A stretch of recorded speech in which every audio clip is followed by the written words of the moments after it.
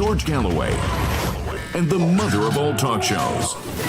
Welcome to the Open University of the Airwaves with George Galloway.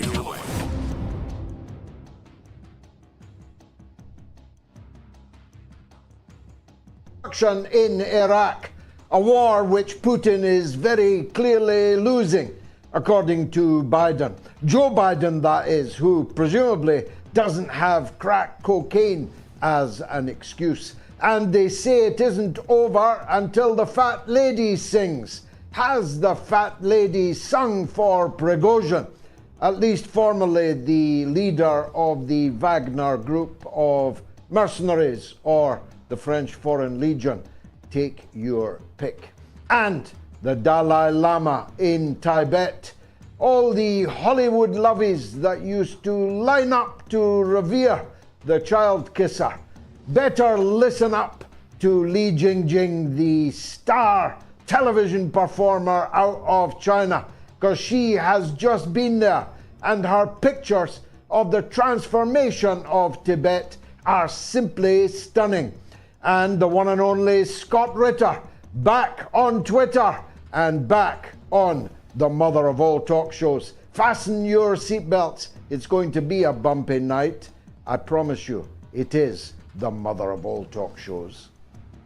Curious about our curriculum? Have something to say? Then call us now to join the debate on the mother of all talk shows. The only education you can get for free.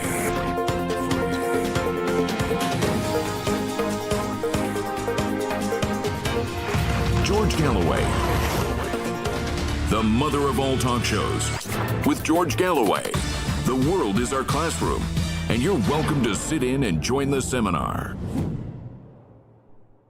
As the Judgment Day looms, the older you get, it's little wonder that Joe Biden and George W. Bush keep confusing Ukraine with Iraq. After all, steeped in blood as they are, with the conflict that they, in one case, led the senatorial support for a cheerleader of George W. Bush's war, and in Bush's case, of course, the lone solitary madman who launched the vile and vicious escapade in the first place. Here's Joe Biden first.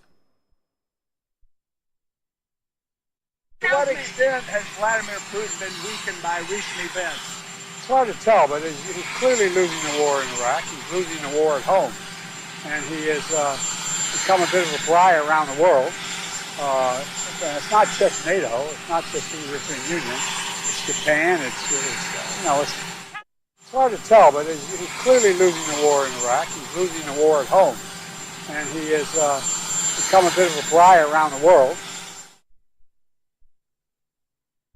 And here's George W. Bush earlier.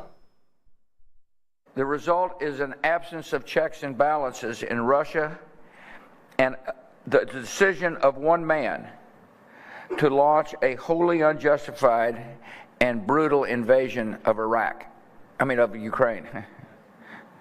Iraq, too. Anyway,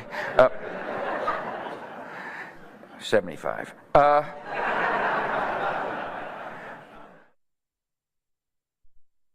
You see, I know why these two men cannot get Iraq out of their heads, and for very different reasons, I cannot get it out of mine either. It's the reason why I cannot believe anything that Western leaders say, even if, like a stopped clock, they are right twice a day. I have to check my own clock before I can believe them. The truth is, something died with the invasion and occupation of Iraq. And I don't just mean the 1 million Iraqis. I don't just mean the thousands of invading troops who were killed, wounded, psychologically damaged, now turning up in prisons, in the suicide slabs, and in the mental health institutions all over the countries that participated in that coalition of the killing. I don't just mean that. I mean that something died institutionally. Something died politically, yes, but institutionally. Since we were lied to by the leaders of Britain and the United States, of Spain, of Australia, and of the other participating countries. No one believes official information. At least no one believes it like they used to. That's why they had so many troubles with their narrative on the COVID, because people are now predisposed to disbelieve them. People no longer believe the mass media because they know that the mass media marched us into the completely unjustified and cataclysmically counterproductive invasion of Iraq, an invasion and occupation that triggered the birth of ISIS, which turned out to be far more bloody and murderous even than the Al-Qaeda, which had gone before it. They know, people know instinctively, that the newspapers, that the television channels, and in many cases still working in those newspapers and television channels, are inveterate liars, are lying for a living, are paid for falsehood purveyors, and nobody now is inclined to believe them. That's why they cannot bring us any film or video from the war in Ukraine, which we can see on Telegram, or if we have a VPN and can still watch the television stations that in the name of freedom of speech, they swiftly banned at the beginning of the war. They cannot let us see what is actually happening in places like Kramatorsk, which was bombed overnight with catastrophic results. They can't let us see what really happened. We have to go to social media for that, and damning it is indeed. Because if they let us see what's happening in the war, if they let us see what's happening to the scores of billions of dollars worth of expensive weaponry that we have supplied to the Zelensky regime, they know that public opinion would swiftly and comprehensively turn against them. They cannot let us see the suffering of the poor Ukrainians. They are best kept in the abstract. Plucky little Ukraine standing up against an unprovoked war of aggression. They can't let us hear the voices of the people running away from the press gangs, trying to dragoon them into the meat grinder in which so many hundreds of thousands of them have already perished. Young men, even old men, being sent to a certain death as more and more Ukrainian units who are refusing to fight are pointing out, again, only on social media, only on those channels they know that most people will never see. Now, this show will be dominated by After Wagner. We have a poll running in which we are asking, is Wagner's head, Prigozhin, a hero or a villain? Let me nail my colors firmly to the mast. For me, he is a villain, an almost James Bond kind of villain. I have always thought that he was a villain. I always opposed the idea of a mercenary army being paid by the government of Russia. I was guided, as often, by the words of Machiavelli, who wrote in The Prince that any state depending in significant part on the military prowess undoubted of a mercenary army or group will always be in danger. For a mercenary group can be purchased by your opponent, perhaps as easily as they were purchased by you. Now, there are three schools of thought contending on the issue of Prigozhin. Each has some merit, and each has evidence that can be adduced in favor of it. We're going to hear tonight from one of the most important experts on military political affairs in the whole world, Scott Ritter, newly restored again onto Twitter. Scott Ritter is, along with Larry Johnson, another favorite guest of ours, former CIA and Pentagon official, Scott Ritter believes that Prigozhin was a hired traitor, that he was hired by the Ukrainian side, by the British perhaps, by the Americans and the British perhaps. We'll hear directly from Scott on his thesis. There are reasons to believe it. One is the other school of thought, the second school of thought that is in contention, which is that Prigozhin launched the mutinous, treacherous actions last weekend because he was losing a $2 billion a year contract with the Russian Ministry of Defense. Half of it for the food that, unknown to me until reading it on Scott Ritter's excellent blog, scottritterextra.com, to which I've subscribed and encourage you also to subscribe. Half of that $2 billion was supplying the food to the entire Russian military in the field. One contract lost. The second contract, for another $1 billion, was for the Wagner Group's participation in the special military operation itself.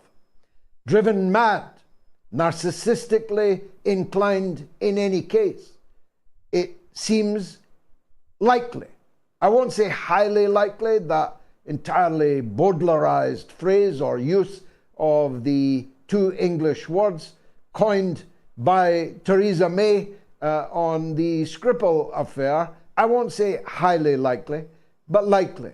It was likely filthy lucre that moved Prigozhin onto the path of treachery. There's a third school of thought. It is that this is all a splendid and devilishly clever 5G chess maneuver by Putin and Prigozhin. People cite in favor of that theory that the two have been close for 30 years, that they were part of the St. Petersburg group, which came to prominence in Russian politics in the late 1990s. They cite the fact that Prigozhin actually served Putin at table, supplied his food to the Kremlin, and was, at least for a time, we don't know exactly for how long, one of his closest associates, even friends. They say that Putin has, by this wheeze, smoked out those that might be vulnerable to treachery in a crisis. The problem with that is that not a single person, not a single military officer, not a single soldier, not a single military unit, not a single journalist, not a single politician, not even a single oligarch, and they would be the first to turn, be sure about that, broke with Putin in the midst of the crisis of last weekend. So if it was to smoke people out, then they weren't smoked out at all, either because they have no such feelings of treachery or because they realized, as I put it, that a fight between Vladimir Putin and Evgeny Prigozhin is like Rocky Marciano versus the not legendary Don Coquelle. There could be only one such a fight. So there are three schools of thought contending. One, that Prigozhin has now been sent to Belarus, not into exile, but to plan and presumably then launch the next phase of the special military operation. It is, after all, a mere 100 kilometers from the Belarusian borders to the capital city of Kiev. Some people say that this was a part of the plan. Others say, like me, I think, that Prigozhin's motive was base and lousy and got the fate that it deserved. And the third school of thought, represented by Larry Johnson and Scott Ritter, is that he was turned, that he became effectively a double agent.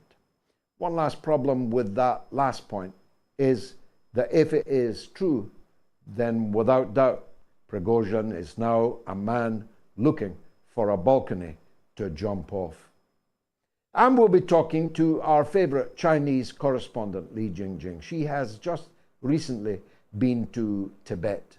Tibet, once loved by the lovies of Hollywood, we don't hear so much about it now, not least since the Dalai Lama was caught on camera French kissing a little boy in an audience that he gave. The Dalai Lama, as Rupert Murdoch once called him, an old fool shuffling around in Gucci shoes. Gucci shoes that he can well afford, having been on the receiving end of CIA largesse for the entirety of his life.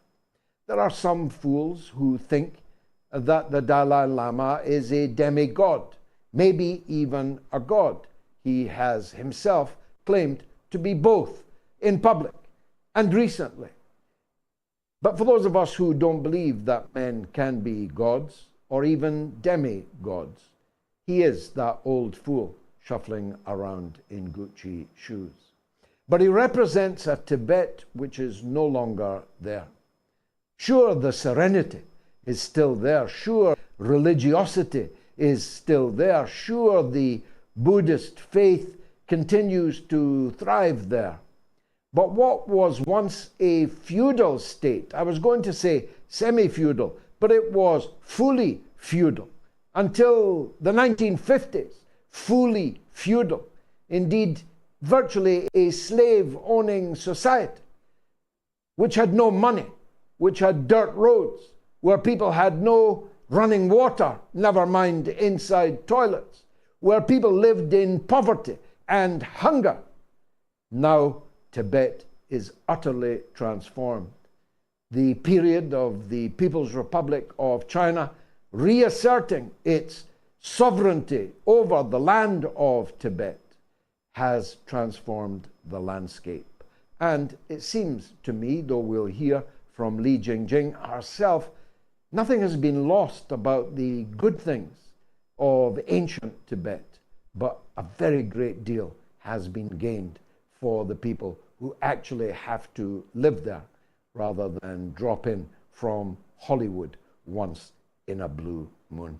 It's going to be, I think, a very busy show. 1.76 million people watched all or part of the mother of all talk shows over the last 7 days, and Sunday's show is already breaking records. So by the time we get to fully count that, I think you're going to be amazed at the number of people who are increasingly tuning in to this global university of the airwaves. I think 1 million people have already watched Sunday's show, and it's only Wednesday. And you, I think, were responsible for that. Not just by turning up yourself, but by talking about the show. So I'm going to ask you now to make sure you subscribe to our channel, to my channel on YouTube. I have 275,000 subscribers on that channel, and I want to get to 300,000. There are algorithmic reasons for my wanting to be so. Please click like if you're watching on YouTube, and please share if you're watching on Facebook and if you're watching on Twitter, as people now have started to do. And of course on Rumble, where I'm confidently expecting significant developments in the show's relationship with Rumble in the next few weeks or months. So Scott Ritter's coming up next. You don't want to miss him. Stay tuned. I'll be right back.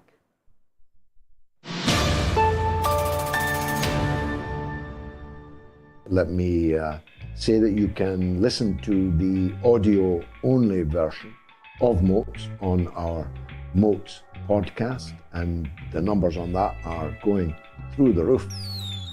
Just search Moats with George Galloway on Apple, Spotify, Google, or whichever platform you listen to your podcasts on. In recent weeks, it's been the #1 political podcast in Benin, Jordan, the Gambia, Qatar, Jamaica, Ghana, Iceland, Malaysia, Singapore, Sweden, and the Philippines. #1 political podcast in all those countries. Truly, truly phenomenal. Do you know that BBC News has lost 40% of its audience in the last 2 years? It's official. And of course, that is the sensible thing to do. But to get people to tune in and change course and listen to a radically different point of view is even more difficult. But it's happening. And the numbers that we are racking up are now in their millions. You are listening to the mother of all talk shows with George Galloway.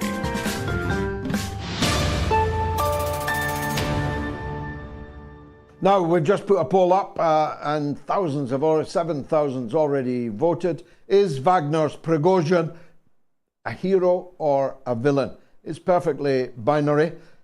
Maybe there are some people who don't like the binary nature of that question, but you can vote in any case on my Telegram channel, on my Twitter, on the YouTube community stream, and on the YouTube footage stream that's coming to you now. Here's the telephone numbers to call if you want to comment on anything that I say or didn't say, and anything that my esteemed guests are going to say.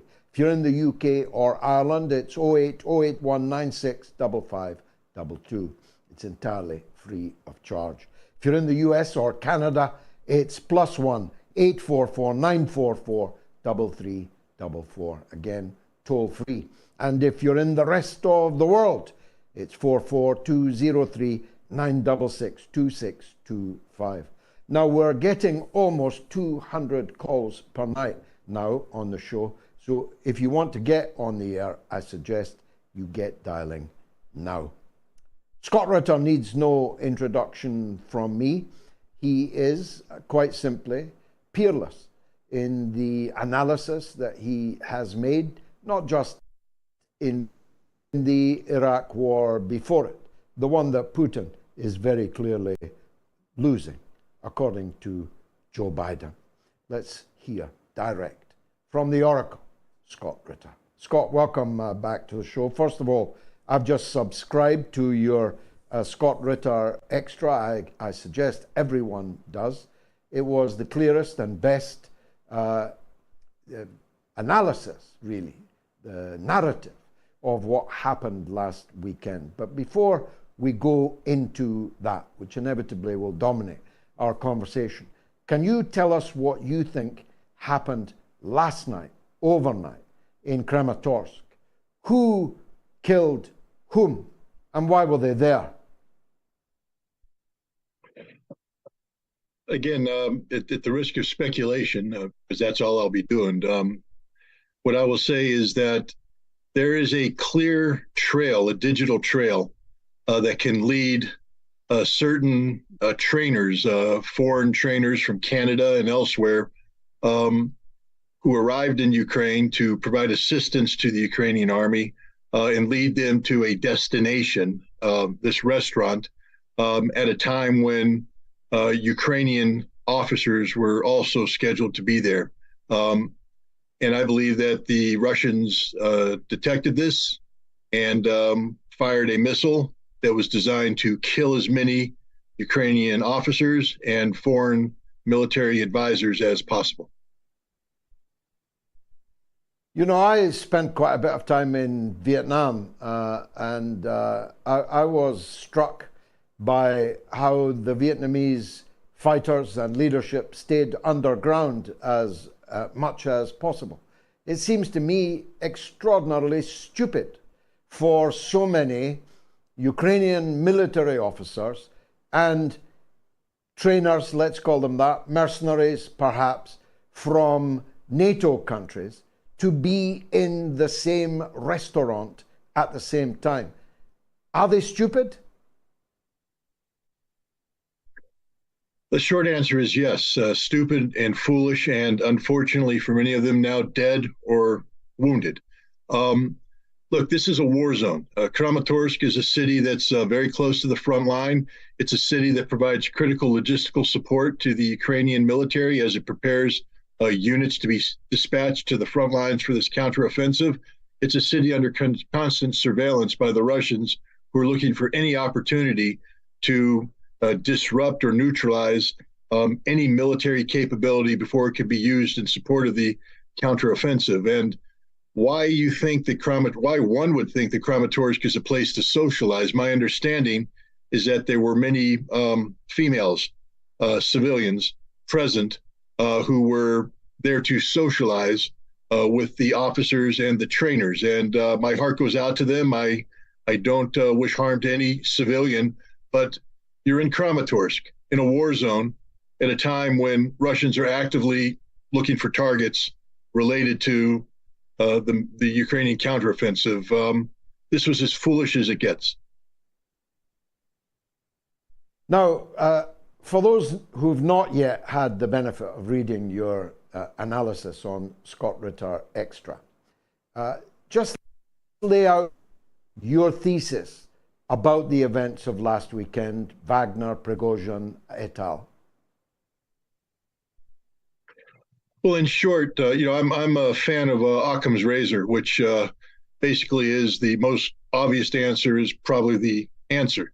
And when you examine Prigozhin, the issue that was dominating him since September of last year was the changing legal status of the Wagner group that occurred when the Lugansk and Donetsk territories, Donbass, became absorbed into the Russian Federation.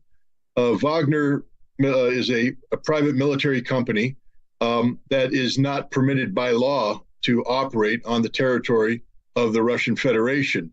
And in September, Wagner's legal status was challenged, and Prigozhin was put on notice that Wagner would have to adapt to the new reality, that eventually Wagner would have to sign over contracts and convert to a volunteer unit reporting to the Ministry of Defense.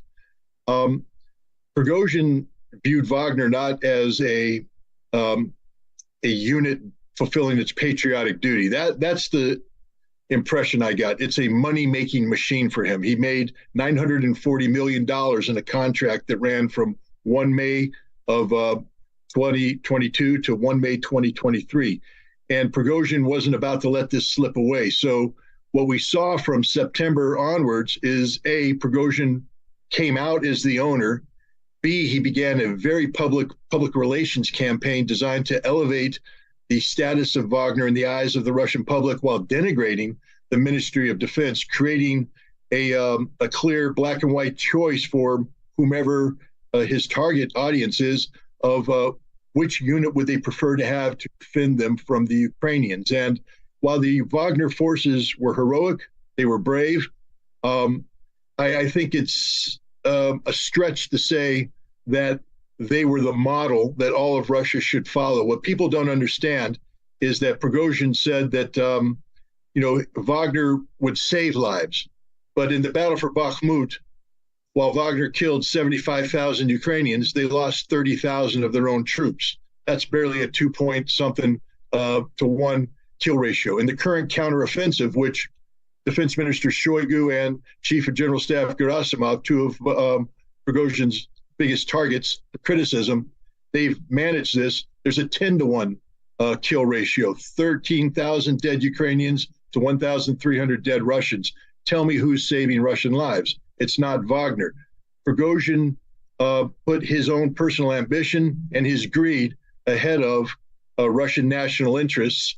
And in the end, when confronted with the fact that the Ministry of Defense was not going to yield, that Wagner would have to convert to a volunteer unit, Prigozhin did the unthinkable. He committed an act of high treason, seeking to drive on Moscow in an effort to compel Shoigu and to compel Gerasimov to resign, which means to compel Putin to fire his military leaders, which means you're riding against Putin. That's treason. Now, in a former incarnation of Russia, more fondly remembered by me than you, I'm sure, none of this would ever have gotten off the mark. And the idea that a military formation, not even strictly, never mind notionally, but not even in fact under the control of the state, would be able to gather thousands of people at the former Russian border and march on Rostov with heavy military equipment without being stopped brutally in their tracks is unthinkable.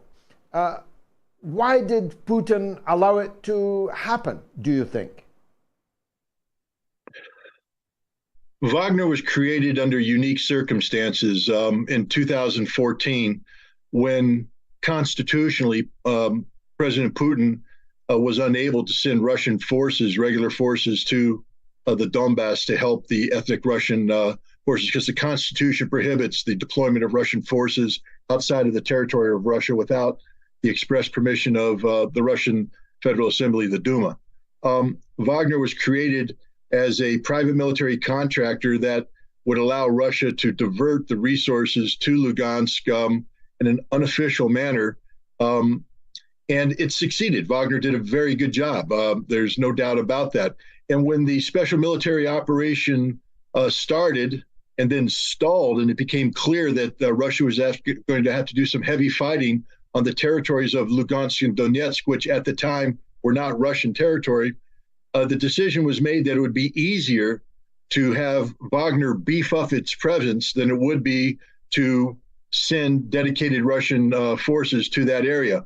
So it was a matter of convenience, and it was a matter of efficiency. Wagner did fight very well, and they already had a good relationship with Lugansk and Donetsk.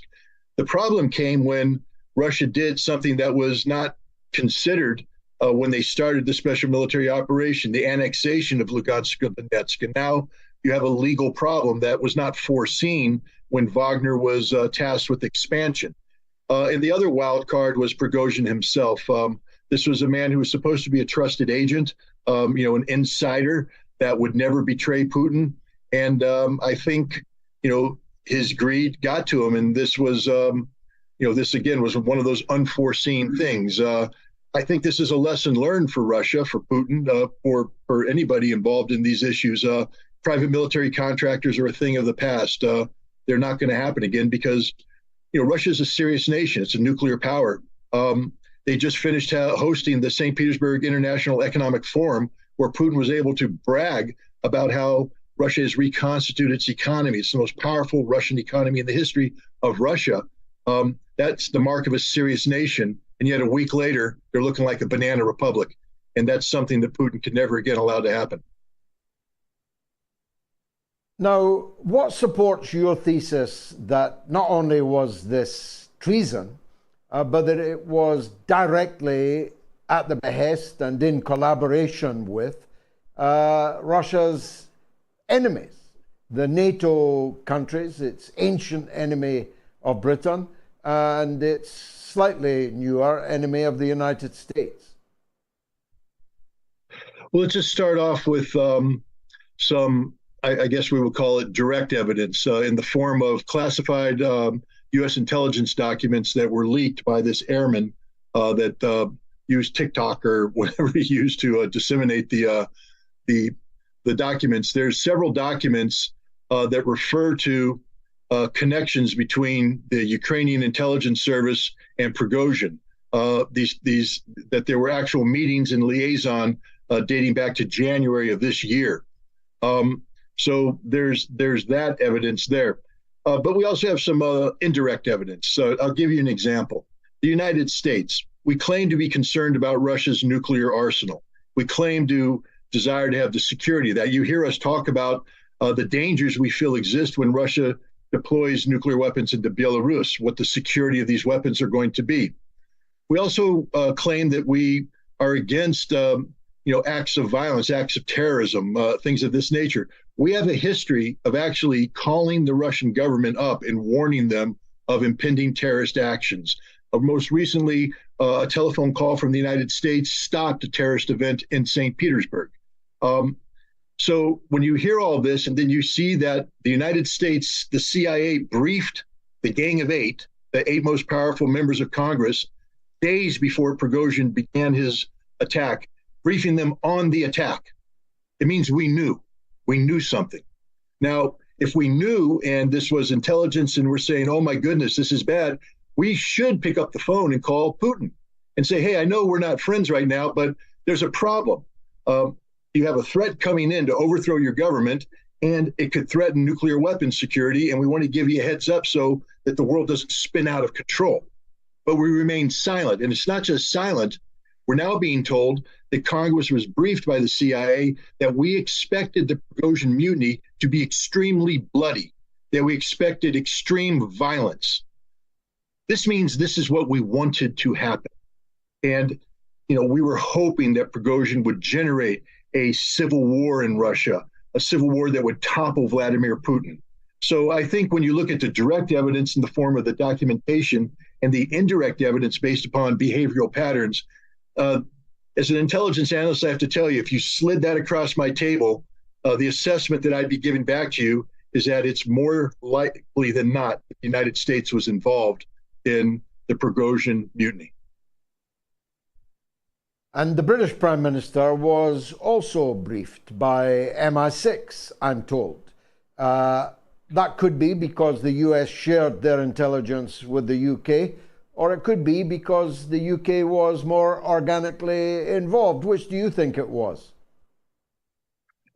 The MI6 has taken the lead in coordinating with Ukrainian intelligence. In this case, they actually have a more dynamic role than the United States. And there's a number of reasons for this, some of which deal with legalities. The President of the United States, in order to authorize certain covert actions, has to issue presidential findings that have to be briefed to Congress. That would be inconvenient, whereas the British Prime Minister can use the SAS, use the SBS, use MI6 in a more liberal fashion. And so the United States is yielding the field to the British. If the Ukrainian intelligence services had wind of Prigozhin's treasonous behavior in January, you can be certain that the British had it. The British also maintain a London station which is staffed with Russian exiles, including people like Mr. Khodorkovsky, the former billionaire that had been arrested by Putin, currently resides in London, and is running on behalf of MI6 an information warfare scheme. Part of Khodorkovsky's remit is to maintain connectivity with Russian oligarchs, with Russian businessmen, with politicians who are in opposition to Putin. And again, now we get into speculation, but one has to wonder why Prigozhin would commit an act of suicide, because any military professional will tell you that if you take 8,000 men and you string them out on a highway in a column, marching toward a prepared defensive position supported by air power that'll wipe you out, it's a one-way trip to hell. And yet Prigozhin did it, which means, because he's not a fool, he anticipated that he would have Russian military rise up and support him, Russian politicians come to his assistance, Russian oligarchs promising assistance. He expected support, and the only people that could guarantee him that kind of support is a foreign intelligence service that has connectivity to Moscow, and that foreign intelligence service is MI6. Now, we can confirm that 12 Russian pilots were killed by Prigozhin. That's no small matter when you think of the failure of the Ukrainian forces to kill that many pilots in the course of the entire war. 10 of those were on an unarmed plane, an electronic warfare plane, and 2 of them helicopter pilots. That's 12 widows, 12 fatherless families. In the light of that, it is slightly puzzling that there are still people who insist that this has all been a plan, a kind of multi-level chess game in which Prigozhin and Putin were involved. What's your, I'm sure, damning analysis of that theory? Look, I enjoyed watching Game of Thrones. I thought it was one of the best TV shows out there. I know there's people that don't agree with me, but I found it to be very entertaining. But it was fantasy. Unfortunately, there's people who apparently were fans of Game of Thrones and then feel that that kind of activity takes place. Let me set them straight. Vladimir Putin is a very, very serious man. He doesn't play parlor games. He doesn't engage in Game of Thrones fantasy. He is the decisive leader of a world power that has nuclear weapons. I'll say that one more time so it sinks in. He is the decisive leader of a world power that has nuclear weapons. Somebody like that doesn't play parlor games, doesn't play 5D chess, doesn't fool around. He is a no-nonsense leader, and that's the way it needs to be interpreted. Look, 12 Russian soldiers were murdered. They weren't killed. This wasn't combat, because Prigozhin was not a combatant. The Wagner forces on the ground were not combatants. They were criminals. They were carrying out an illegal coup d'etat.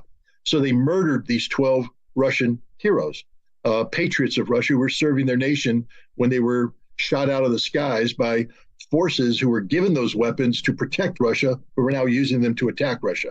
And people will say, well, why didn't Vladimir Putin prosecute Prigozhin then for murder? Because that's a serious crime. Well, the deal that was struck prevented the deaths of thousands, if not tens of thousands of Russians, Russian soldiers, Wagner fighters, Russian civilians who have been caught in the middle. And so the pardon that was given to Prigozhin and the participants of this was a compromise deal. But let's be clear about this. Putin's pardon only extends to the murders of those 12 soldiers and the act of treason that was carried out in support of that. My dog apparently objects to this, but the Russians are currently investigating Prigozhin for treason, betraying his country by spying on behalf of a foreign intelligence service. But more importantly, and I call this the Al Capone effect. Remember, Al Capone was a murderer, an American gangster who murdered people, but he went to jail for tax evasion. Prigozhin is being investigated for corruption. That $2 billion gift that he was given by the Russian government, a lot of that money went into his pocket illegally. And he will be found to have committed corruption, and he will be arrested on charges of corruption, and he will spend the rest of his life rotting in a Russian jail. You can mark my words on that one. Unless, of course, he finds a balcony to fall off. That's also more likely than that he has gone to Belarus to continue the war, isn't it? Well, he most certainly hasn't gone to Belarus to continue the war. He is in exile. Lukashenko is an ally of Putin. Now imagine, again, for all these 5D chess players, Lukashenko is an ally of Putin. And so he's going to allow a man who just betrayed Putin at the highest levels to come in and give him responsibility, give him soldiers, give him military capability. It will never happen.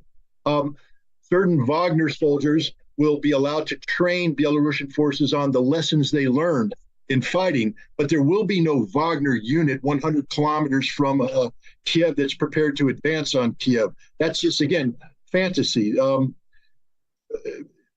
Poroshenko, I mean,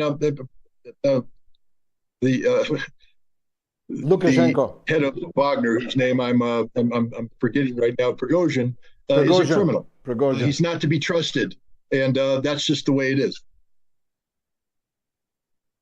Scott Ritter, the master, at work. Thank you very much again, and thanks to your dog for not objecting throughout the interview. Much obliged to you. So, is Wagner's Prigozhin a hero or a villain? You've heard me. More importantly, you've heard from Scott Ritter. Get voting on Telegram, on Twitter, and on YouTube. Here's an email from Tony to our email address, which is onair@moats.tv.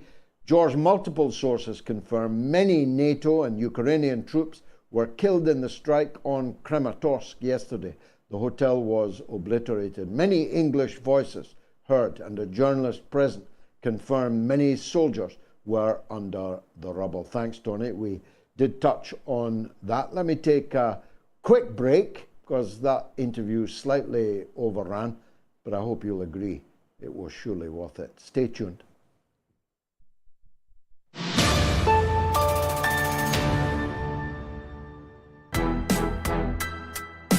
We are led by a conspiracy of liars and killers who are ready to kill every last Ukrainian as long as they can keep the Russian war machine occupied and learn from it, sell weapons to their own side, and bring about the destruction of the European Union's own economy.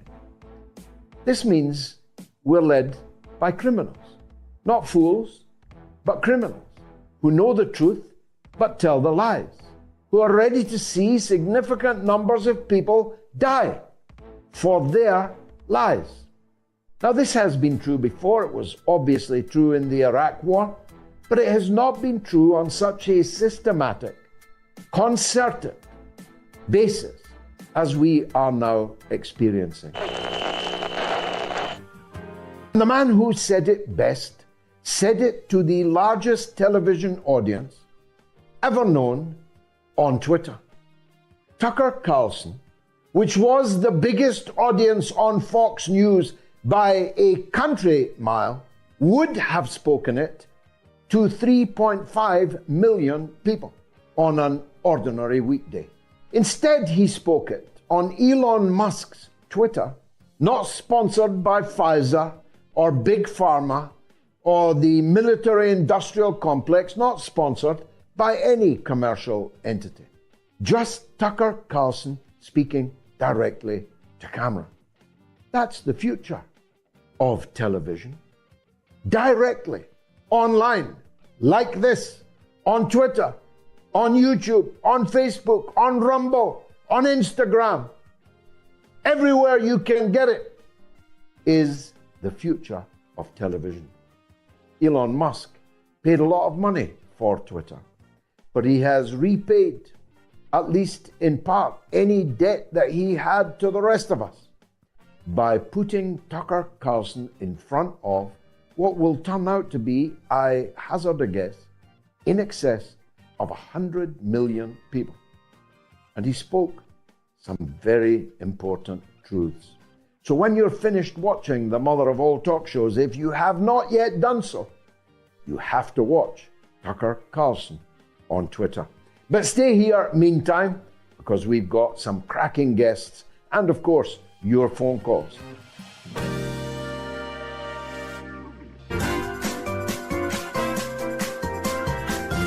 You are listening to the mother of all talk shows with George Galloway.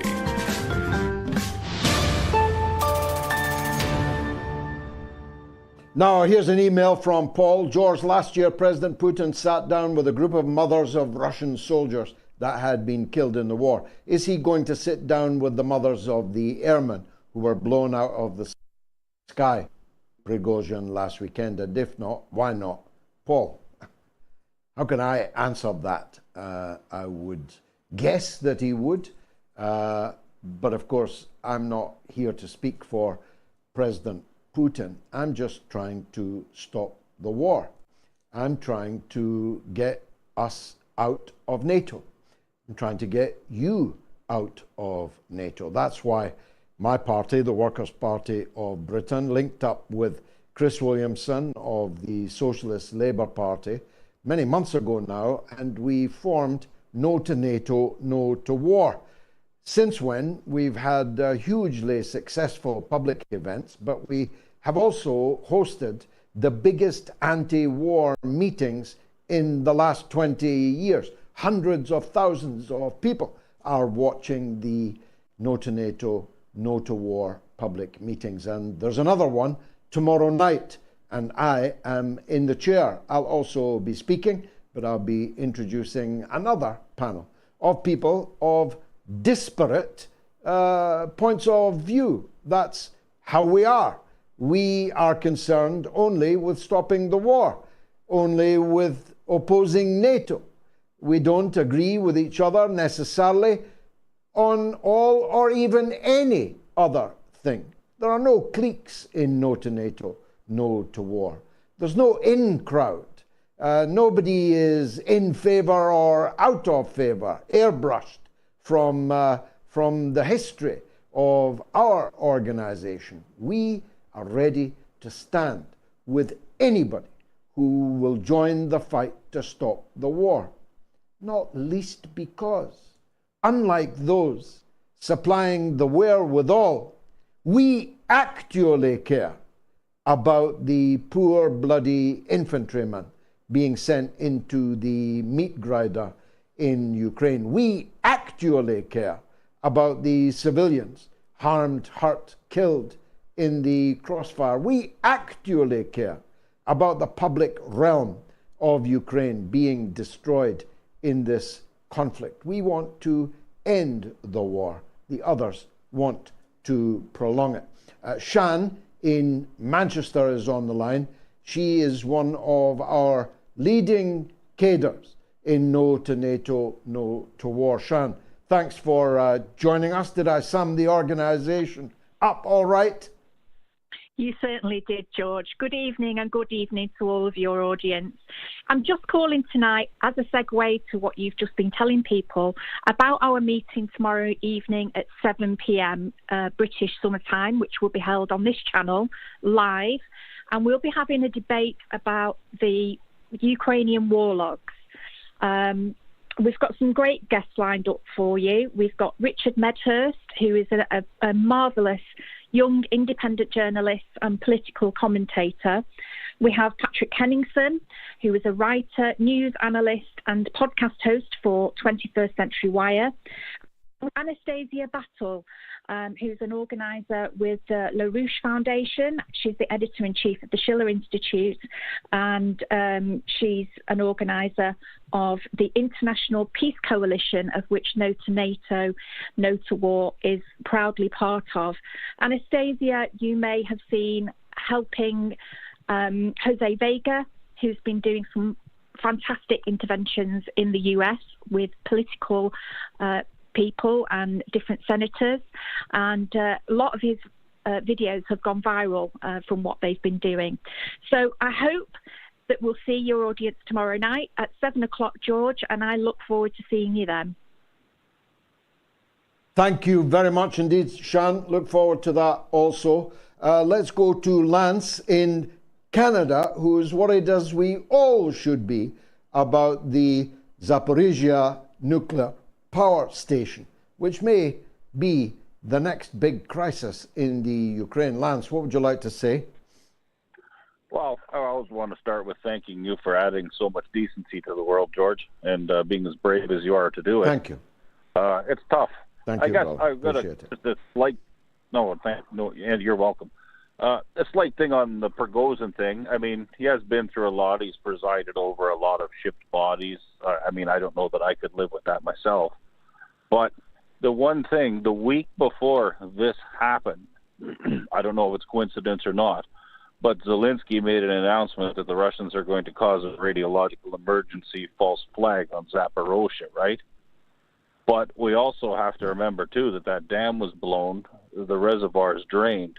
Mm-hmm. So at this point, employees know the employees know the Russians are about to blow it up and have some sort of false flag, right? Because Zelensky said it. A little sarcasm there. But my point is that those employees are looking for water to cool the shutdown reactors. They could be going out to the riverbed with diesel pumpers. They could be moving fuel from pools. They could be doing all sorts of things, right, that they have to do. So the one thing this did do was it seemed to, make Anthony Blinken suddenly turn to a man of glee when it happened. And it kind of did I would think buy time for them. I mean, I don't know the situation on the ground. I just know that you have a few megawatts of cooling to deal with when you have 6 reactors off power. So, I mean, it did provide that, I believe. I don't know because I'm not there, but that had to be done. And it was the week after they called for a false flag on blowing up Zaporizhzhya. And at the beginning of this war, when those employees signed the contracts to work for Russia, they were also told if they signed the contracts to work for the other employer that they would be traitors, which in my mind is absolute lunacy that the Western world would even let the Ukrainian government say that. Like they have to keep the reactor safe. That's just what they have to do. So I don't know how you feel about that, but I do feel it might have bought some time. Well, I do feel that you have summarized the situation extremely well. Russia has, of course, a long history in this war of attacking itself, attacking its own pipelines, the Nord Stream, attacking its own Kremlin in a false flag operation, attacking its own bridge, the Kerch Bridge, linking mainland Russia to the Crimea, attacking itself in all kinds of ways. And the latest absurdity is the false flag analogy that you described, which is that Russia is somehow going to attack a nuclear power plant which it controls. And of course, one of the most ridiculous of the aspects of that is that by blowing up the dam, the Kharkova dam, a couple of weeks ago, the Ukrainians successfully made impossible a proper supply of water for the cooling systems of the Zaporizhzhya nuclear plant. It is, of course, a perfect absurdity. The truth is, the Ukrainians did all of that with the encouragement, in some cases, the assistance of NATO countries, including my own, and perhaps also including yours, Lance, because one-time peaceful Canada has turned into the war hawk, ravenous war hawk, over these last few years under that nice liberal chap, Mr. Trudeau. So anyone who believes that the Russians bombed their own Kremlin, bombed their own dam, and are threatening to bomb their own nuclear power plant, which would, of course, create a new Chernobyl in the region. And when the wind blows, of course, the radiation will go every which way. Anyone who imagines that it will only be Ukrainians who will die of the cancer created by that radiation, first of all, cares nothing about Ukrainians and has no understanding of how far the relatively minor leakage in previous emissions, not just the former Soviet emissions, but Japanese ones, for example, have no idea how far this goes. Chernobyl was killing people in Wales. It was in the food chain all over Europe, right to the very western edges of it. And so this is very high stakes.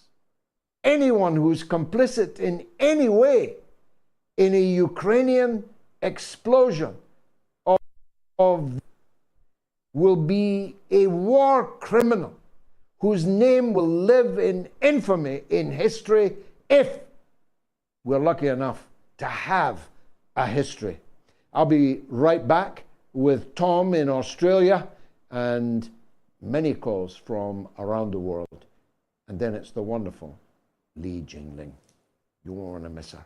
Stay tuned.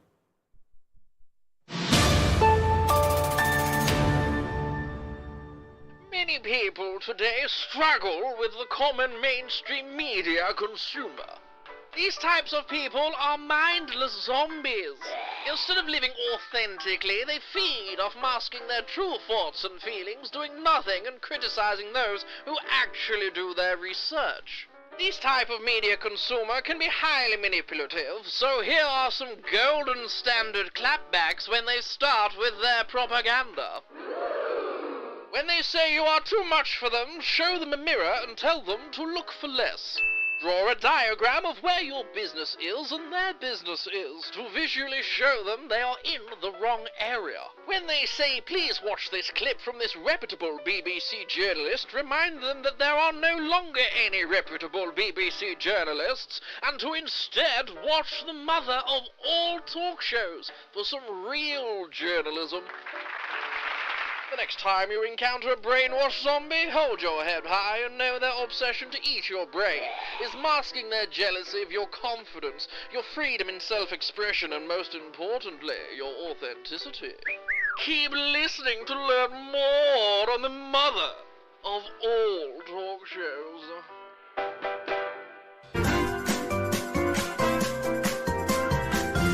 You are listening to the mother of all talk shows with George Galloway.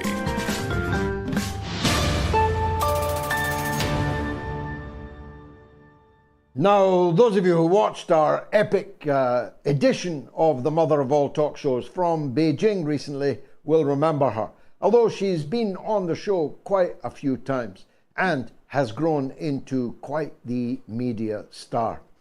I won't tell you how young she is, but she's definitely wise way beyond her years. And she's doing more and more challenging work. She's recently, as I said earlier, been in Tibet producing special reports from there. But first I want to ask her about the ill-fated, or was it, visit of Antony Blinken to Beijing. I hope she's able to answer that. Li Jingjing, welcome back on the mother of all talk shows. I promise you we'll get to Tibet, but I was struck by the five-star welcome, the red carpet, the military parade that the Prime Minister of Bermuda got in China just the other day. The level of respect afforded her was terrific to see. I'm not sure she would have got that kind of a welcome most anywhere else. And then I compared it to the, well, rather sparse welcome that Antony Blinken, the Secretary of State of the United States of America, got when he arrived in Beijing. Not only was there no red carpet, there didn't seem to be anyone there, even to help him with his bags. What did all that mean? Thank you, George, for having me again, and thank you for your wonderful introduction. You know, I mean, it's understandable with the reception that he got. You know, I think although Blinken always say his mission, his visit is about to repair the relationship between China and the US, I doubted their sincerity and the capacity to actually do that. And there are a few signs. For example, every time the United States officials trying to repair something, they will release this, traditional repertoire, this concerted campaign of releasing some damaging information to hype the China threat. I can give you a few examples. For example, Blinken was supposed to visit China in February. And right before his visit, we started to hear the Chinese spy balloon story, right? They shoot it down with missiles. All the U.S. media use front page coverage for that balloon for a week, over a week. And after they shoot it down, like a month later, they still haven't released any information about that. What have they found? From the debris, what device is China using? We haven't heard that. Just the hype. So Blinken canceled that visit in February. And then this time, when Blinken was supposed to visit, on the eve of Blinken's visit, the Wall Street Journal released another huge allegation that China and Cuba was building this spy base in Cuba. They accused China and Cuba was supposed to do the eavesdropping on the United States. Again, no solid proof other than some anonymous U.S. officials. And Cuba denied it, and China denied it. Pentagon denied it at first, But now U.S. officials also just play along with this concerted complaint. So this is a very, how to say, time-tested ploy that always works. So they will release some damaging information. The leaks always comes from certain U.S. officials or those in the intelligence.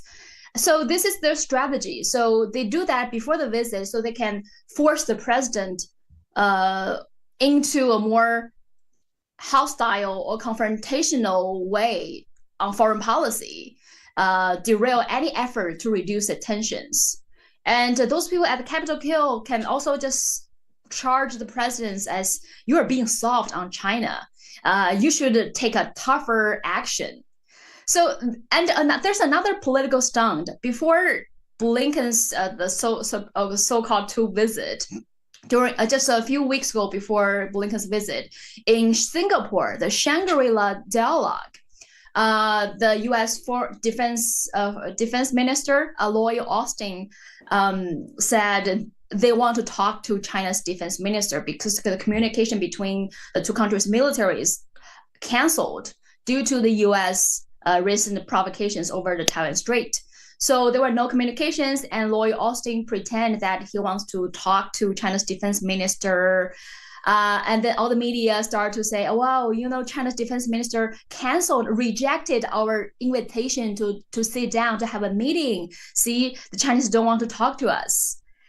But the thing is, they don't mention that the U.S. put sanctions on China's defense minister.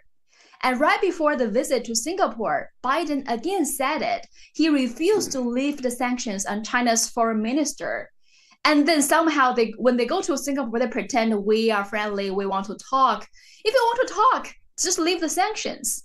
And meanwhile, they also send U.S. warships into South China Sea, warplanes as well. Some CNN reporters, CBS reporters were in the U.S. plane, making the story, oh, see, Chinese pilot are so aggressive. They intercepted our plane. This is so provocative and unnecessary. But again, they also don't ask, why are you 8,000 miles away from your own border in our doorstep? And it basically just 100 miles from our borders. So it's understandable that Chinese military will take some actions to defend the border. So if you put all this information, all this event together, there's like I mentioned earlier, time-tested skill, time-tested ploy, which is concerted campaign in order to damage any move to repair the relations. So even before his visit, I don't see the sincerity and capacity of the U.S. officials to repair the relationship between China and the U.S. Now, the economic warfare that the United States seeks to encourage others to engage in with China is having mixed results. The Italian Prime Minister made a quite shocking attack on China that I read today. She said that China was a systemic challenge to the European Union, whereas Germany and its leadership seems to view China as an important partner for the EU. President Macron is somewhere in the middle. When he's in China, he's as sweet as pie or as lychee. But when he's back in the councils of Europe, he can often be heard echoing the Biden White House talking points on China. How far do you think the European Union is likely to follow the hostile line of the United States on China?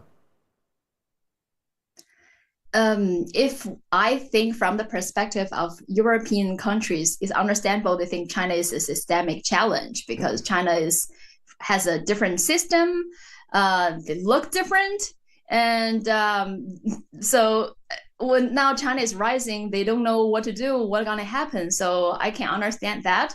But the thing is, now we are more integrated than ever. We cannot separate from each other. Only by working together can we all have a better economy. And if you look at what's happening in the world, actually, it's pretty clear. I don't know whether you noticed the recent news. For example, Chinese leaders have been meeting, visiting foreign leaders almost every week. Just this week, the leaders from Barbados, from New Zealand, from Vietnam, Mongolia are all visiting China because they are attending the Summer Davos Forum in China's Tianjin city. So they are signing new deals, signing new agreements, upgrading comprehensive strategic partnerships. And before that, leaders from Latin American countries like Lula from Brazil, and also leaders from Cuba, and leaders from African countries like Eritrea, DRC, they all visited China. They all received red carpet welcome. And it's so if some European leaders or US leaders think, they keep saying China is aggressive, offensive, coercing other countries into some following China's foreign policies. The thing is, if you look at the news and look at their reactions and listen to their talks, they are all very willing to work with China. And there's so much respect from both sides. Chinese leaders respect those leaders, and those leaders also so happy to come here, respect Chinese leaders. So if China is so aggressive, is so coercive, and so not respecting, why are all countries lining up to visit China and signing new deals or new agreements with China? And why are they pivoting away from the US? If US is such a good partner, why don't they stick to it and start to look for a new partner? So I think that already says a lot. Well, so I think in the I think in the future, Europe and China will work together. Nobody could have said it better. Let's turn to Tibet. I was much more vicious about the Dalai Lama than I could possibly encourage you to be, because diplomacy is not just in your character, it's also in the Chinese character. But I think it's fair to say that Tibet is utterly transformed, and it is unrecognizable to the picture of an oppressed religious enclave, beloved of Hollywood liberals and liberals everywhere. You've just been there. Tell us what you found. So as a reporter in China, I've traveled to regions like Tibet and Xinjiang multiple times in different years. So I feel so lucky to witness the dramatic changes in those regions over these years. And because I always interesting to see how the poverty alleviation program carried out in the local level and how it changed the lives of ordinary people. So the West care about Tibet so much, right? It's always on the news, and they keep saying how oppressive that region is. But I've been there. There are many videos and images on my account, so people can take a look. With those pictures and videos are without filters, BBC filters, which we call it. It's a term, BBC filters. So whenever BBC make a story about China, they always make everything darker. The trees not so green, skies are not so blue. Somehow. So now we call it BBC filters. So I can give you 3 data about Tibet to give you a glimpse how dramatic the changes are. First, is the regional GDP. Yeah.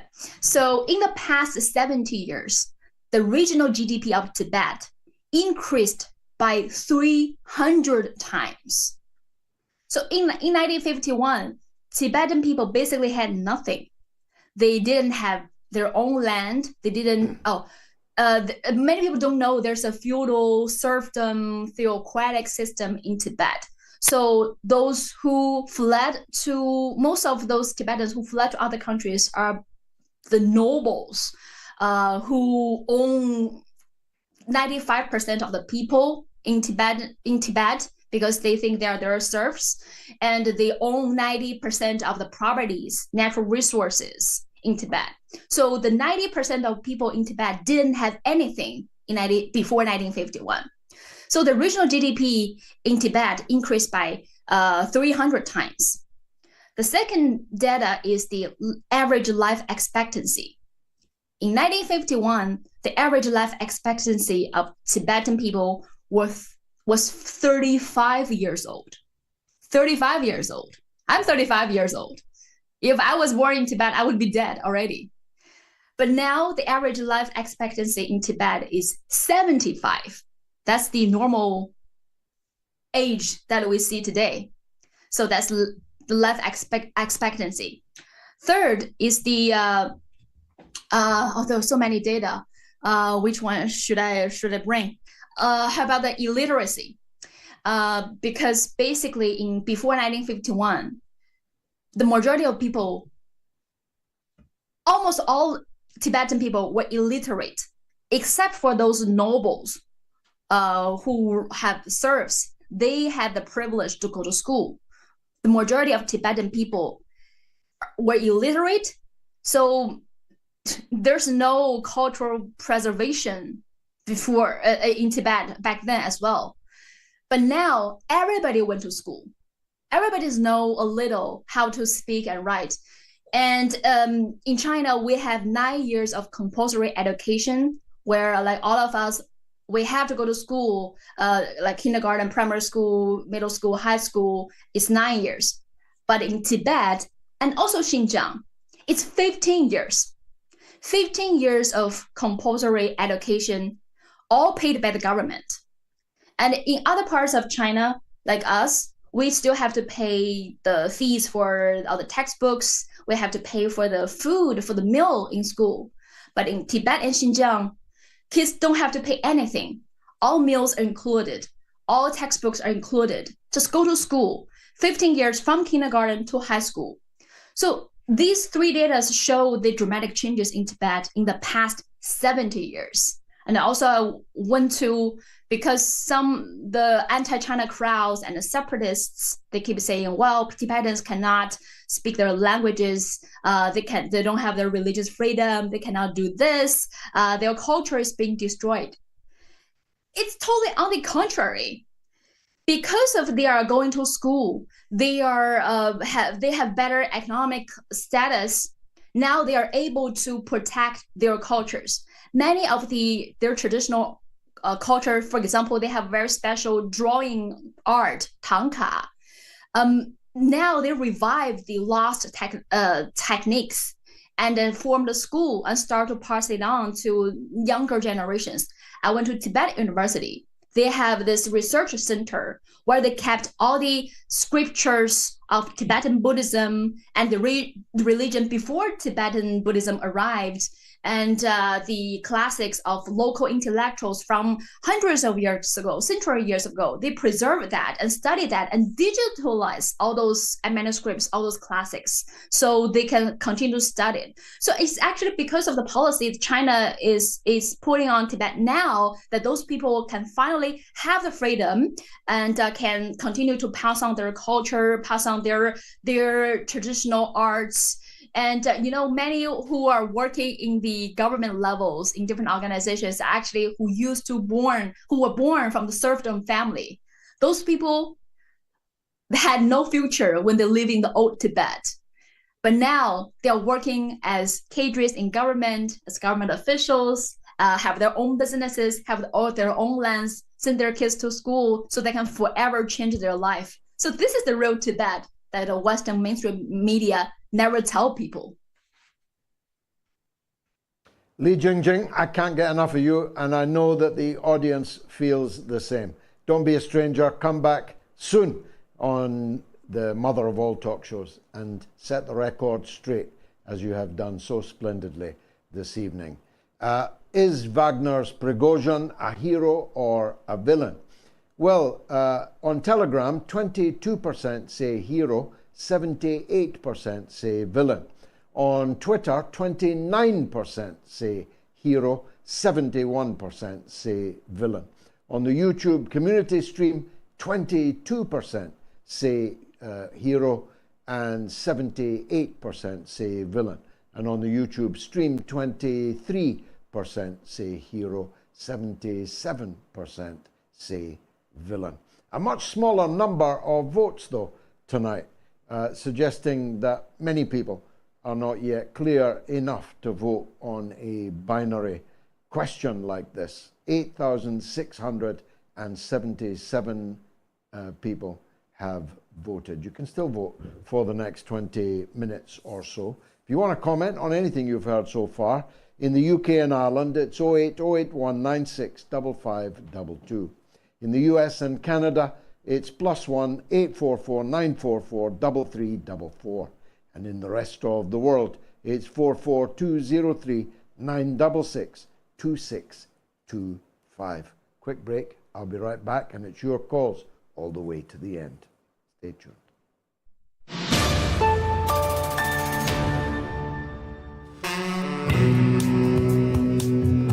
As I say, how lucky we are to have the audience that we do. 1 million people every week watching all or part of the mother of all talk shows, and most attentive to what they hear, and many of them truly brilliant students. It's quite humbling, actually. Oh, George, blessings upon Ukrainian. It's the metamorphosis, man, or metamorphosis, the intimations of immortality experiences. George, I like what you said. I love a lot of things you're saying. You know, your daily communion with God is through your conscience. I wanted to comment on that. That's beautifully said. Your Socratic method on the on-air university is very beneficial, and I can only speak personally. I have appreciated, because I had called last time in regard to the general strike, and you helped to really refine my understanding of that from a different point.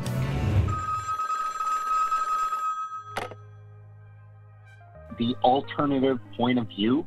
When I heard that last week, and again today, I had this kind of visceral gut reaction to it. And I know what you mean by that. And, you know, the Moats audience knows what they mean by that, because we're all informed citizens. We wouldn't be here if we weren't. For the masses who don't necessarily follow geopolitics, let's say, they're going to listen to whatever the mainstream media tells them. And for them, anything that's alternative, the automatic kind of reaction is, oh, okay, it's a crackpot view, it's a conspiracy theory, it's an extreme view, when really it's not.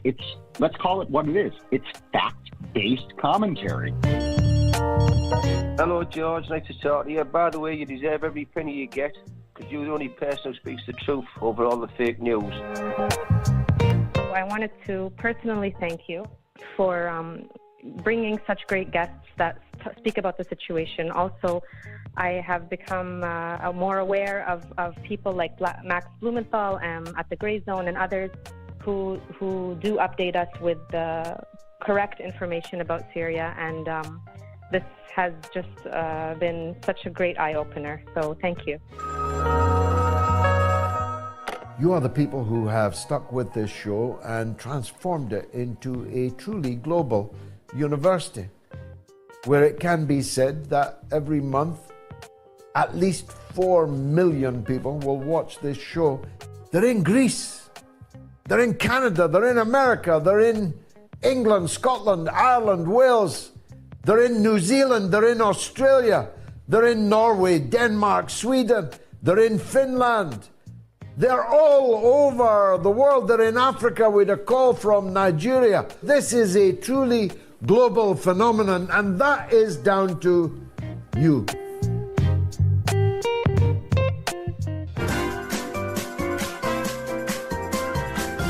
You are listening to the mother of all talk shows with George Galloway.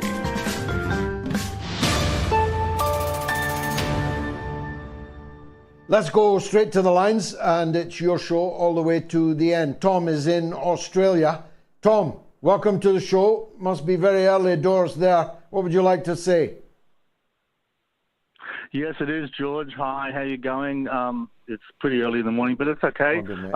God bless you, and God bless your family. God bless the work you do. I'm the guy who stands outside Anthony Albanese office and campaigns for Julian Assange. I just wanted to keep you up to date with what's going on in Australia. I was told to call my local member for the Labor Party to make a bit more impact on the campaign. And so I called Tony Burke, who is the leader of the House of Representatives for Labor in Australia. So he's fairly high up in the Labor ministry in Australia. And I asked what was done for being Julian Assange. So I'm going to give you a quick outline of what my meeting with him was. Feel free to cut me off if because you're very busy. I know. And since I hadn't heard anything since Albanese's "Enough is Enough" speech, Tony said that it is, and Tony told me that that's as far as it's going to go as public advocacy on the part of Anthony Albanese, as we can't look to be telling the Americans what to do. And I said, well, what about when we met in August and sorry? Yeah, heaven forfend telling the Americans what to do. Go ahead. Yeah. And I said, what about when we met in August and we could have negotiated release with the 6 submarines and the $360 billion that we're paying them for it? And he said, well, look, we're not one of those countries that does those kind of negotiations. And I said, well, what about the English? Can't we get better jail conditions for Julian? And he told me that the Australian High Commissioner, Stephen Smith, was making moves for that. And I said to him, look, I've never heard of I've never heard of him doing anything about that. And so I don't know what you're talking about. And I never liked Stephen Smith anyway. He always came across to me as a pretty oily politician because, he's a lawyer. And then I asked if Anthony Albanese was in fact negotiating his release in private, and he said he couldn't answer that, which I understood. And I said to him, look, I asked him, are you optimistic if Julian would be released? And he said, look, I'm hopeful. And so that didn't fill me with glee. And then I said, speaking for myself, the public perception is that not much is being done for Julian, and that he said he thought everything was being done. And I said I thought that Albanese was being a bit slippery with his answers when he was being questioned about Julian. And Tony said that it was he was not being slippery. He was being responsible with his answers, and he didn't want to affect. He didn't want to. His answer was he didn't want to say anything that would harm Julian in his response. And so. And then he said that in comparable cases... Well, look, I'll tell you what, Tom. Tom, that just because of the hour, if you'll forgive me, it was a very good report, a very revealing one. It seems to me that the so-called Labour government in Australia supports Julian Assange as the rope supports the hanging man. I have nothing that makes me believe that they have made any use of the strategic advantage, leverage that they clearly have. Australia is a key ally of the United States in its confrontation with China. Australia is a key ally of the United States in its confrontation with Russia. Australia is going to pay $360 billion for nuclear submarines from the United States and the United Kingdom, which holds your citizen, Julian Assange. So, listen, I knew Bob Hawke. Bob Hawke was a friend of mine. Before he was the Prime Minister of Australia and the leader of the Labour Party, he was a Labour leader, a trade union leader. Can you honestly compare the performance of Albanese with what the performance of a Bob Hawke Prime Minister would be? I can tell you from what I know personally of Bob Hawke, his jacket would be off, his sleeves would be rolled up in a smoke-filled room, and he would not have allowed Biden or Blinken or Sunak or Ben Wallace or whoever he was negotiating, would never have let them leave the room until he had secured the release of Julian Assange. These people are a pale imitation of Labour, and Albanese is very much a poor man's Bob Hawke. Thank you very much for the call. Comments on YouTube. Arch-anarchist says, President is a stressful job and he's over 80. It's not like he has decades left. People should really not talk about what Harris would do more. Well, I put it this way, I hope pithily, earlier this evening. No functioning state would allow Joe Biden to take executive decisions. None. No functioning state would allow Joe Biden to take executive decisions. And no self-respecting people would elect him to office. That's my view. The happy little fox, aka Benji, says maybe Biden thought he was fighting inflation when he shot down those balloons. Very droll, well done. Alexandros sends us £5. Much obliged to you, sir. The joke is that after Biden's tirade of insults against Xi Jinping and China, Yellen is now off to Beijing to beg the CPC to bail out the American economy. I hope she gets short shrift. And ArcTigar4C says, I have seen on other shows saying Prigozhin was a double agent. He's been fence-sitting for a long time, apparently. And Captain Blimp says they should give Julian diplomatic status, and then he could be released and sent home. Indeed so. Thank you, Captain. Mick is in Notting Hill, in London, on the aforementioned Prigozhin. Welcome, Mick. Hello, George. Hope you can hear me well. Hi, mate. You're on the air. Go ahead. Yeah, all good, by the grace of God. Thanks. Well, God bless Julian Assange, obviously. Yeah, about that prigozhin thing. I don't know, mate. You know, I'm a little bit confused, as everybody is. Like you say, you didn't get too much on your vote on that. No, less than 10,000 as opposed to 20. Yeah. I didn't vote because I was confused. I didn't go one way or the other. But you know, I said to someone at work, Russian disinformation. We've been told all that rubbish. I try not to swear.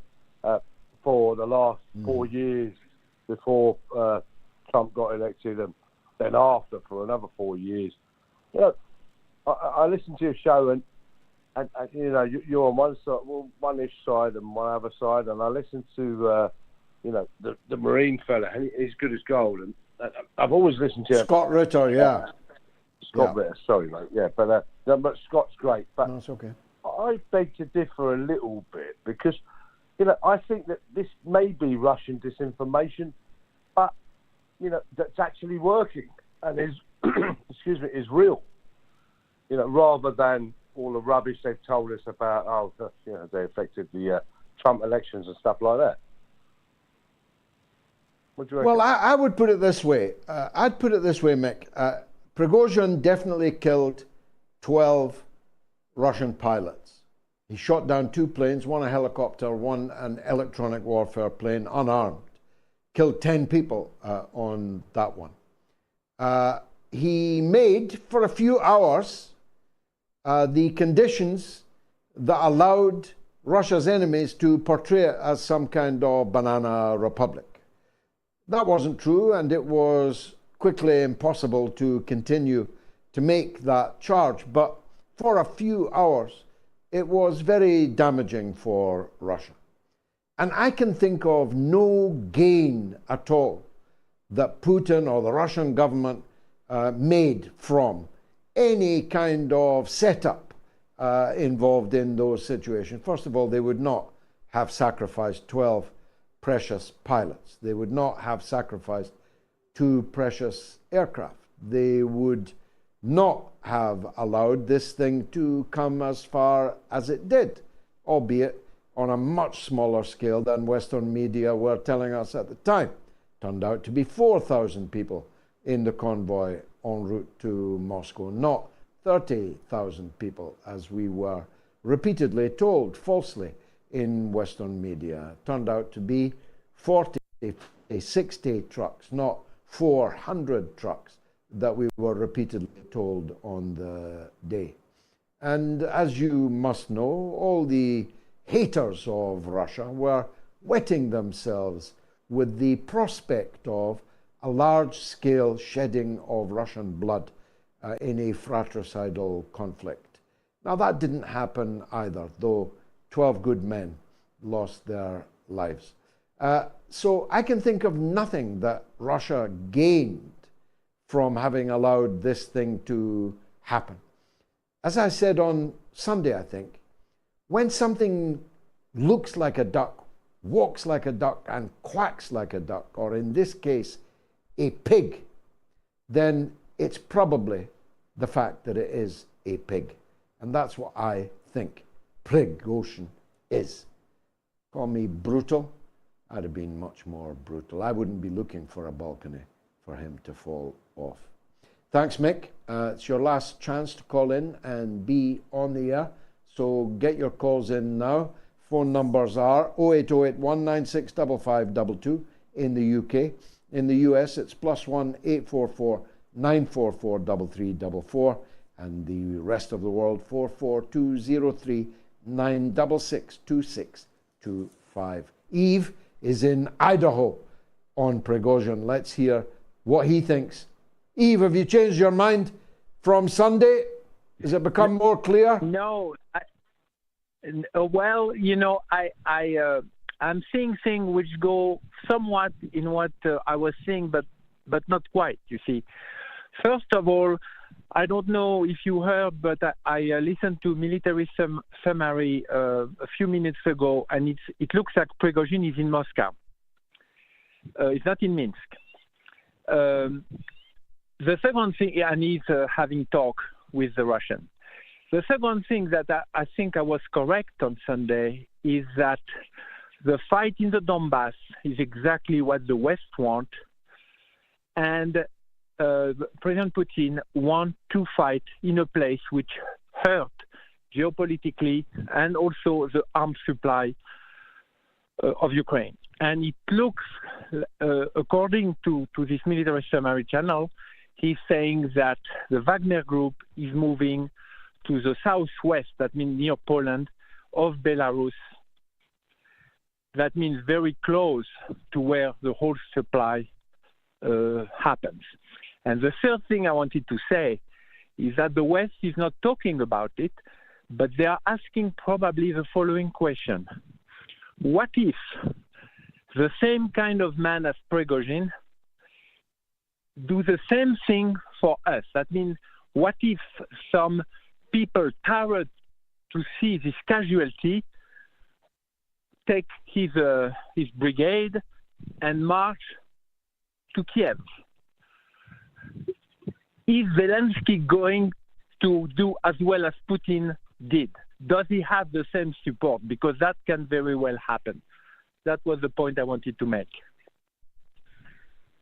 Well, some of that is news to me, Eve, and I'm always quite careful these days to try and check the veracity of news. But if true, it is indeed very important news, and undoubtedly is meaningful. What the meaning is, we'll have to wait and see. I'm grateful for your call. YouTube comments flooding in. I'm very sorry I can't get to them all. Arch-anarchist says Russia has a rising standard of living at the moment. That's not such a bad thing in the current phase of the world. They can build from that, hopefully back towards a more socialist future. Well, that's of course a matter for them. It would please me, but I'm not Russian. Roger says the UK welcomed all the oligarchs and their money. Indeed, arch-anarchist back on again. Says the only reason to attack so close to the middle of a defense line like Russia has is if you have something planned to change the battlefield. And now they're waiting on the reservoir to dry before attacking the NPP. Back to the lines. Mike is in Oklahoma on Wagner. Mike, welcome. Yeah, I knew that, well, I didn't know, but I figured that CIA or MI6 or somebody had gotten to Prigozhin. How do you say his name? I forgot. And Prigozhin. Yeah, and that he was, the Wagner forces were going to be absorbed into the MOD, or at least some of them, and he was going to lose his state-funded bankroll. I didn't think he would lose his mind and try to roll up into Moscow, but we saw how that worked out. Yeah, well, I mean, I suppose if you were being kind, Mike, you could say that it's post-traumatic stress disorder, although much of his role has been inflated by himself, principally. Yeah. He has seen and witnessed some terrible things. Maybe he lost his mind. Maybe he was paid by the Western powers, though he is a billionaire. I'm not sure how much more money he would need or be able to process or hide. Yeah. He may have felt that power may have been his aphrodisiac. There's still three schools of thought contending. And even Idaho has just brought us some new information which will strengthen one of those three schools of thought when we get some clarity. Last word to you, Mike.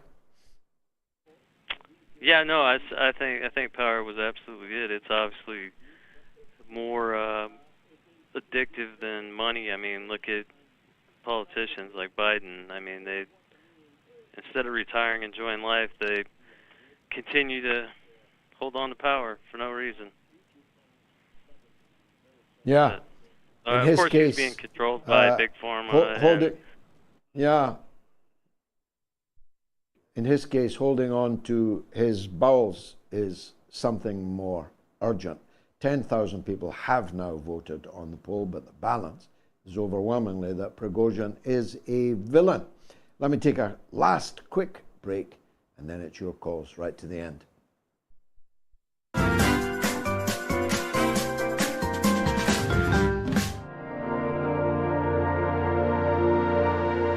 As the green smoke rose, their faces flashed out, pallid green, and faded again as it vanished. Then slowly the hissing passed into a humming, into a long, loud, droning noise. Suddenly, a humped shape rose out of the pit, and the ghost of a beam of light seemed to flicker out after it. Forthwith, flashes of actual flame, a bright glare leaping from one to another, sprang from the scattered group of men. It was as if some invisible jet impinged upon them and flashed into white flame. It was as if each man were suddenly and momentarily turned to fire.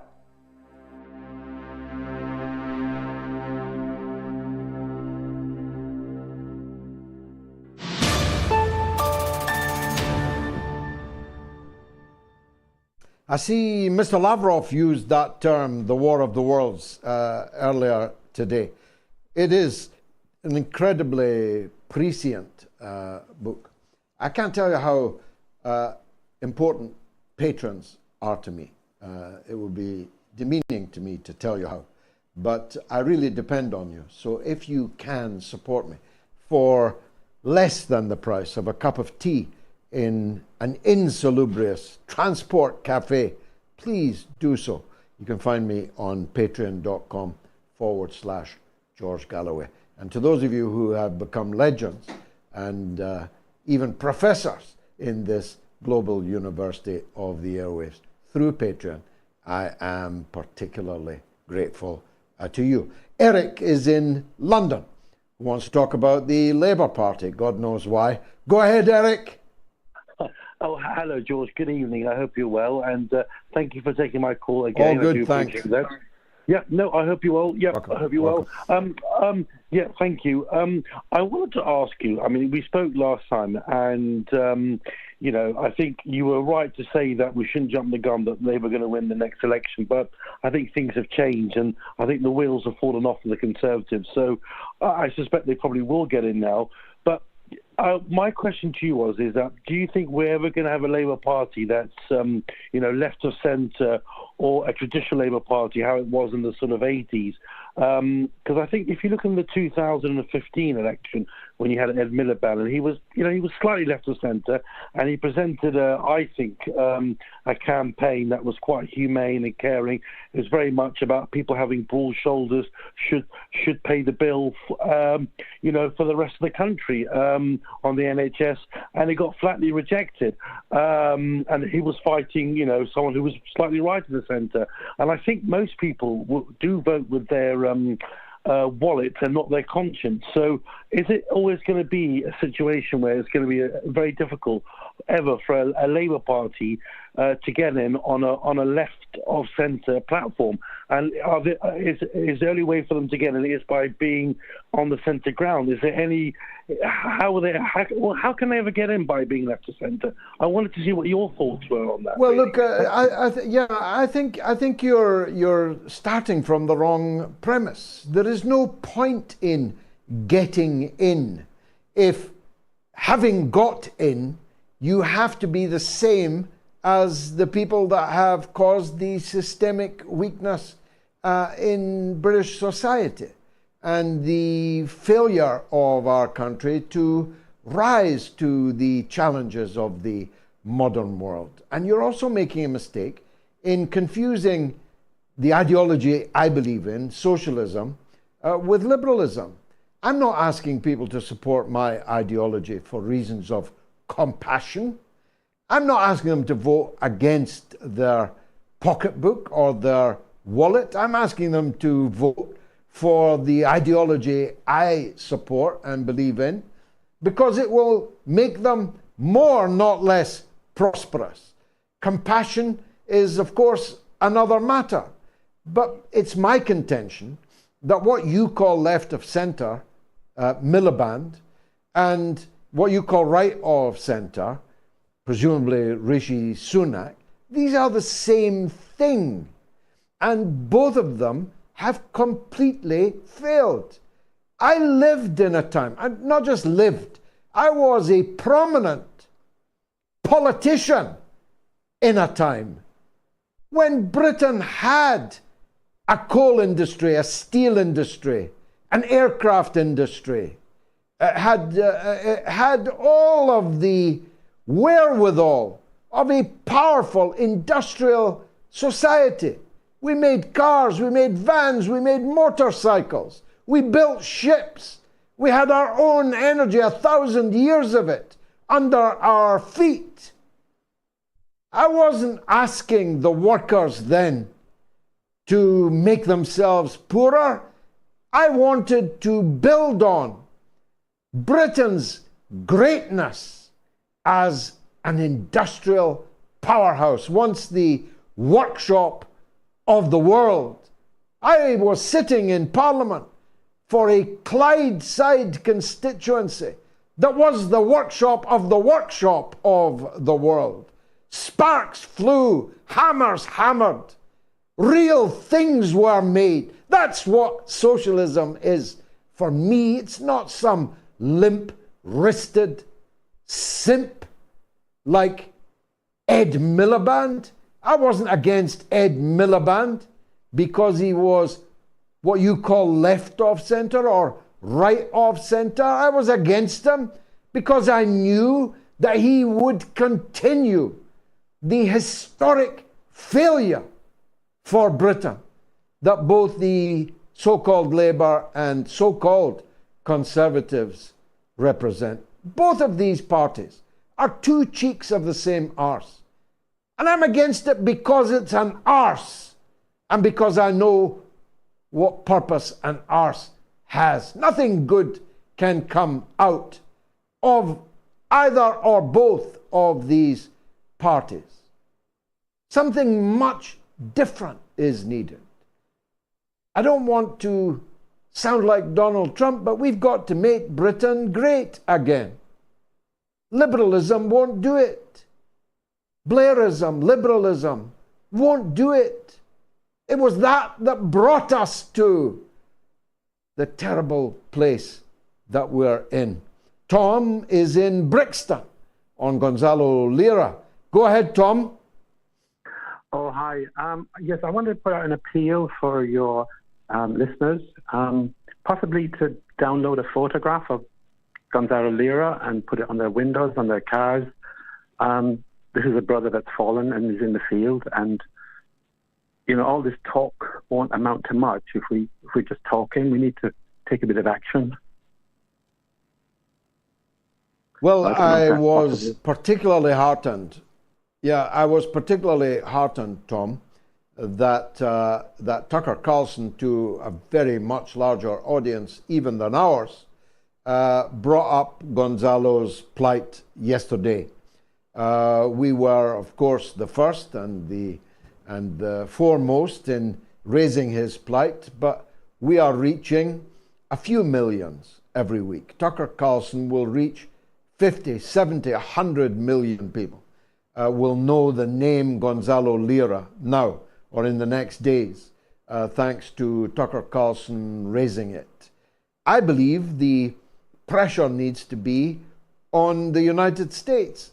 Gonzalo is their citizen. He's an American citizen by birth. And if the United States cannot even get their own citizen out of the dungeon of their own puppet, Zelensky, then their credibility as even a legitimate government that can provide proper consular services to their own citizens is utterly shot through. I'm a religious man. I pray for Gonzalo Lira every single night. If you are religious, you should do so also.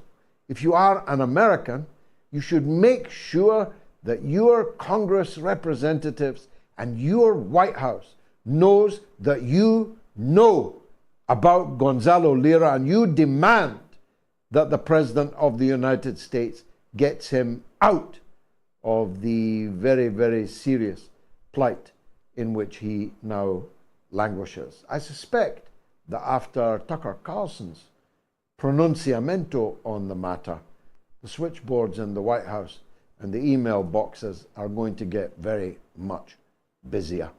The poll results, I can tell you, are overwhelmingly 75 to 25 or so in favor of the thesis that Prigozhin is a villain, thanks to the 10,322 people who voted.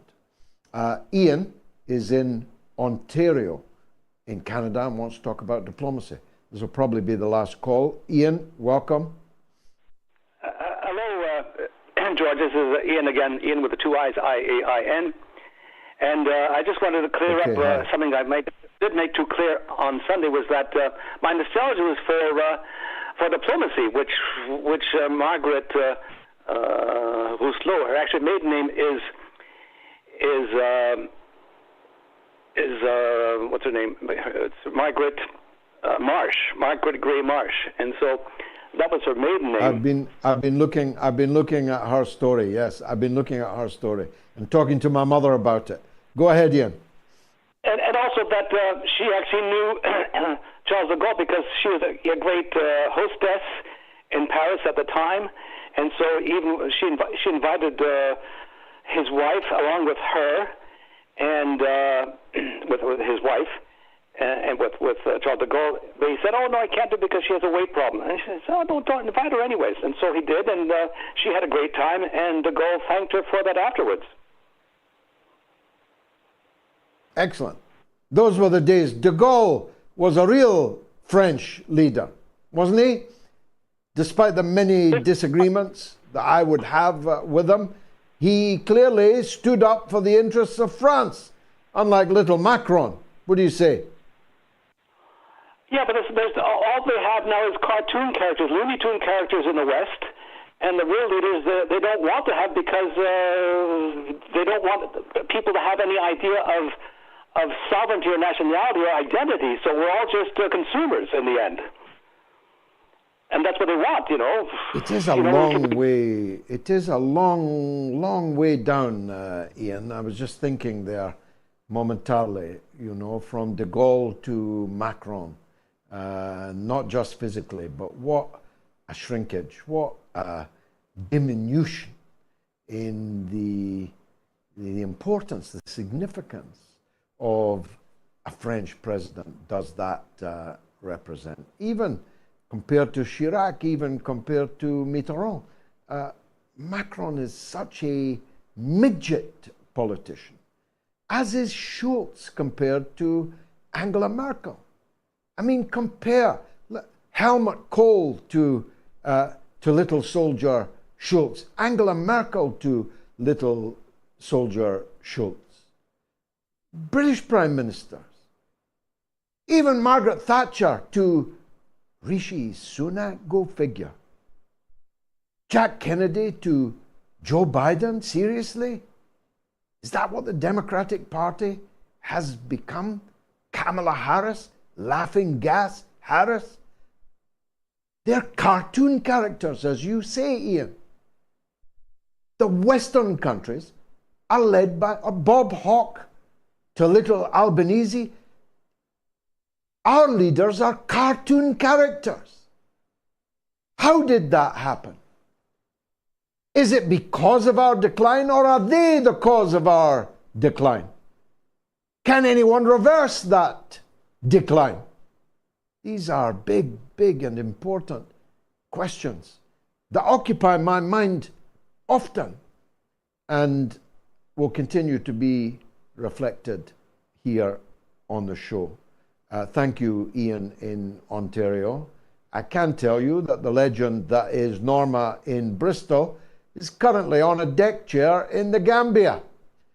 So I hope it's pain-free, Norma, and the best wishes for your well-deserved holiday, I'm sure, go out to you from every single viewer of the mother of all talk shows. Now, President Putin is in Dagestan right now, where he received, frankly, to me, a surprisingly ecstatic welcome.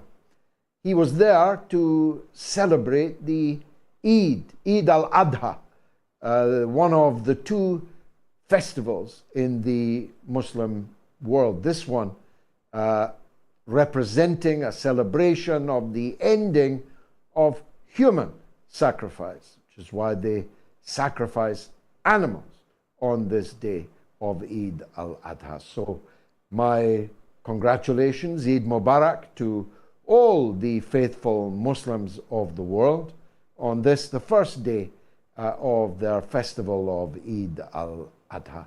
Long live the end of human sacrifice, indeed. Which brings me, of course, back to the situation in Ukraine. There's, I think, a deliberately constructed misconception that people like me are happy about suffering and death amongst the Ukrainians just because we believe that the NATO provocation and war against Russia cannot possibly be supported. And I, for one, will never support it. I have never supported any NATO war, and I believe that the last noble use of British and American arms in the world was around about this time in 1944 with the landing on the beaches of Normandy and the fight across France and the sacrifice made by American, Canadian, British and other allied forces in the liberation of France,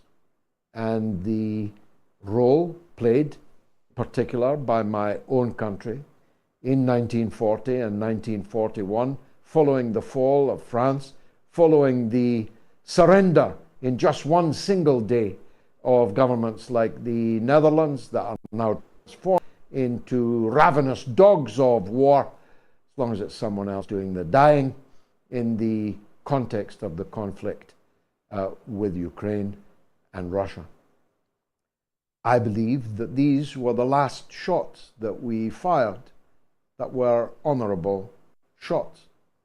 But that doesn't mean I want to see the suffering in Ukraine continue. I don't. I want this war to stop, preferably by negotiation. But if not by negotiation, then by the events which are already underway. The Ukrainian counter-offensive, first in the spring, then in the summer, has completely failed. And the Ukrainian soldiers, forced into the front lines or not, know it. The focus of the war will increasingly be on the liberation of all of the Donbass, east of the river Dnipro, and the liberation of the seaboard, principally the great Russian city of Odessa, leaving as a real problem for the NATO countries and the EU countries another Kosovo in their lap, impossible to finance forever, impossible to defend forever, and an impossible burden as millions of Western Ukrainians fan out across a European Union already struggling to cope with mass influxes of refugees. You have to be careful, you see, what you wish for. You've created a war in Ukraine, but you will end up paying for it in one way or another. You destroyed Libya, and now there's an army of 500,000 men of Africa amassed in Libya, waiting for the opportunity to cross the Mediterranean Sea and enter the countries of Europe, unwilling to receive them, who brought about the destruction of Libya in the first place. Be careful what you wish for. Every action brings forth a reaction, and every inglorious blow struck by you will blow back on you one way or another. Some call it karma, some call it divine justice. But karma or justice, either way, it is surely guaranteed. I've overshot my welcome. Forgive me, dear director and editor, for that. Only remains for me to say I'll be back here, God willing, on Sunday evening at the earlier time of 7 p.m. UK time. And on Sunday, don't forget to check out our German channel, Moats of Deutsch. I promise you, you'll learn German and you'll learn a lot about the politics of the most important European country, Germany. Good night.